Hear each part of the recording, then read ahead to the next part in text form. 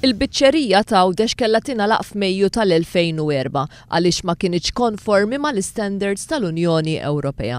F'Mejju tal-2004 il-Ministru Giovanna De Bono kienet qalet li l-qatla fil-biċċerija ta' Għawdex kellha tiġi sospiża ħalli tiġi modernizzata. F'Ottubru tal-2004 Giovanna De Bono kienet qalet li x-xogħol fuq din il-biċċerija kellu jieħu 7 ġimgħat biex jitlesta. Iżda s-sena ta' wara, f'April tal-2005, il-Ministru ta' Għawdex qalet li x-xogħlijiet fil-biċċerija ma tlestewx minħabba diffikultajiet tekniċi li nqalgħu. Dakinhar kienet qalet ukoll li x-xogħol kellu jitlesta sal-aħħar tal-2005.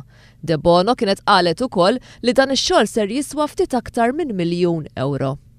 Fit-tmiem tal-2005, Giovanna De Bono qalet li x-xogħol kien għadu ma tlestix u sena wara, jiġifieri f'Lulju tal-2006, qalet li l-proġett kien se jiswa madwar €200,000 oħra, mill-ftit aktar minn miljun li suppost kellu jiswa.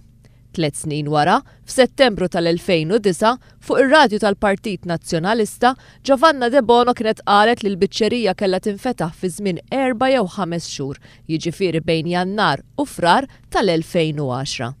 F'Novembru tal-2010 bit-tweġiba l-mistoqsija parlamentari, Giovanna De Bono kienet qalet li x-xogħol kien miexi skont il-programm.